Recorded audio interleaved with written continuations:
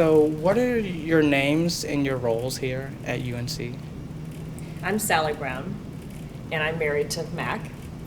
And I'm Mack Brown, and I'm the head football coach at the University of North Carolina. Awesome. So, first question, how did you feel about the UNC football players, John Bradley, Jimmy Hancock, Malcolm Marshall, and Timothy Smith, being politically engaged in the fight for the Black Cultural Center? Well, Sally and I were very passionate about the Black Cultural Center, and we felt like that our football team is inclusive, and when you're involved with your football team, it should be about football. And if you have passionate things that you care about outside of football, we'll help you with those, but don't intermix with the two. And that was the first week that Sally and I actually met. So we were playing Army that week. Some of the guys had gotten arrested for protesting on Chancellor Hardin's front steps, and we told them, don't get arrested. Always represent yourself and your football team fairly, but it's okay to have your own individual ideas. Sally, what would you say about the guys? The same thing. We were very supportive of their passions and very impressed by the way they handled it, the intellect that they brought to it, and the way they formalized a plan and developed a plan that how they could be the most effective. So, second question, what prompted you and your wife to donate towards the foundation of the Stone Center? Sally?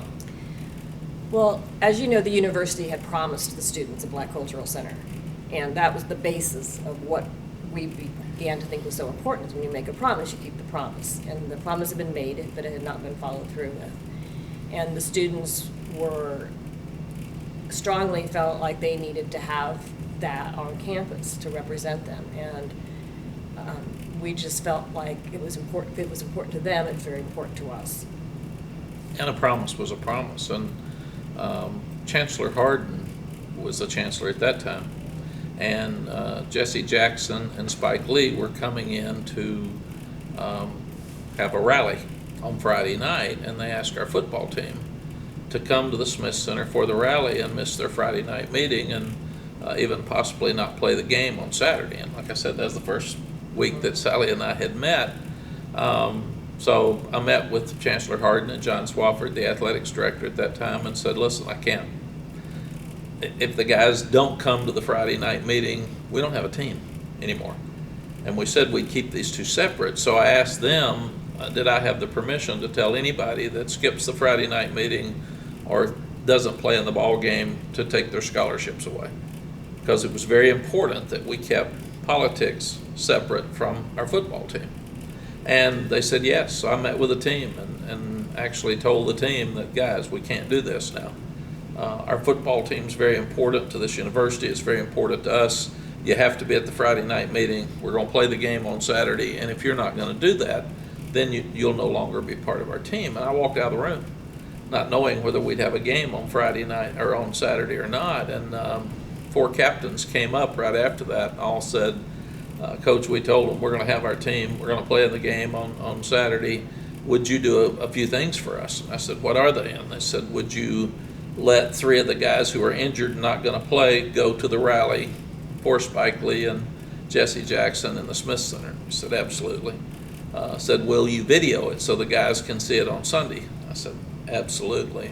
And they said, that's all we want, and we want to beat Army. So then we moved forward, and it was really never mentioned again outside of Sally and I trying to help. Are you still in contact with the director and the facility given its close distance to Keenan Memorial Stadium? We've only been back a few months, and no, we have not been back over there, although we've been wanting to do that. And we did just get an email from the director over there, and so I think we'll make that contact soon. Yeah, we're so involved. We've been so busy since we got back, and it's next door. So we can't wait to take a tour. And I think there's even a room with Sally's name on it over there, so I can't wait to see that as well. And the final question, with the Stone Center celebrating 30 years this school year, what do you believe Dr. Stone would say in regards to how her legacy was built into this freestanding building? Sally? Oh, I think she'd be so proud. I think that there were so many people 30 years ago that thought this could never actually happen. And I think she'd be very proud of how beautiful the building is and how much passion was around the development of it. I totally agree, and it's so cool for Sally and I that we drive by it every day on our way to Keenan Fieldhouse so we can come into work, and it brings back tremendous memories for us, and it is something that we're very, very proud of, that young people that we had recruited stood up for a cause that they really believed.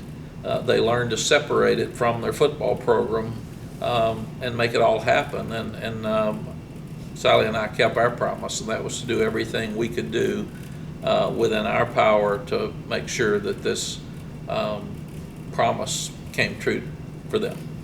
Awesome. Thank you. Okay?